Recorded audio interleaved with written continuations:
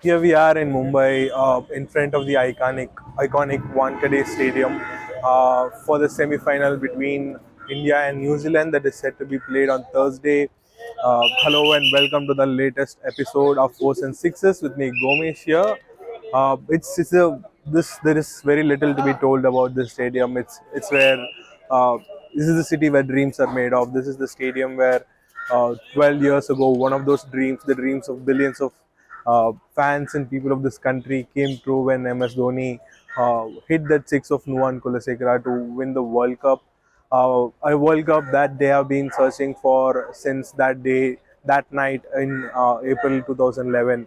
12 years have passed by, and now they have probably have the best chance to achieve that dream. And leading India in this tournament is one of the city's very own Rohit Sharma, and he has done it exceptionally well. They have won all the 9 games leading into the semi-final against New Zealand.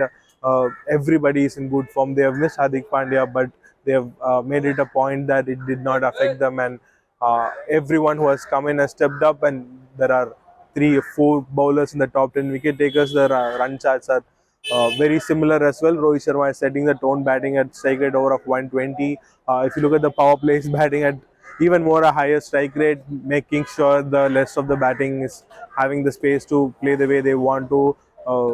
There is very little to be said about Mohammad Shami, Jasprit Bumrah, and Mohammad Siraj. They have been the best bowling attack, including Ravindra Jadeja and Kuldeep Yadav as well. But they are going against a team that have constantly tested them, have constantly outplayed them when it comes to big moments. The New Zealand team, they know what it was like when they were there in Old Trafford, Manchester 4 years ago, where Dhoni got run out, and they lost a few wickets early. Dhoni and Jadeja took the game deep, and but in the end they fall short and came back home with a heartbreak.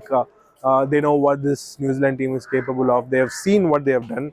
New Zealand won 4 games, but then gone into a spiral of losses before coming back again, bouncing back again to make it to the semi-finals.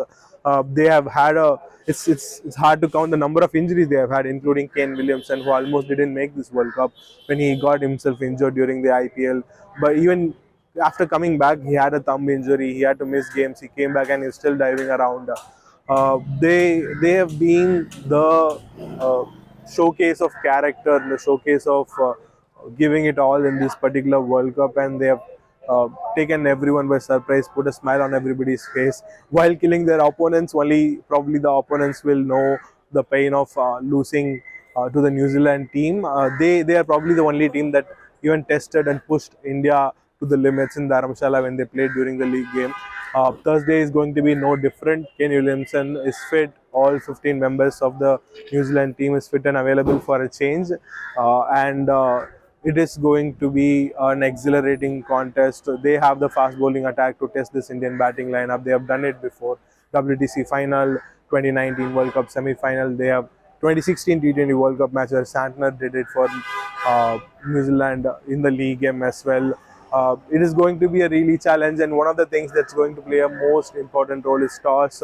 Historically, through this tournament, the teams that have batted first year had scored 350 runs, over 300 plus totals. It's been a belter of a surface throughout the tournament, and it's probably going to be the same pitch where the Australia-Afghanistan game happened, if I'm not wrong.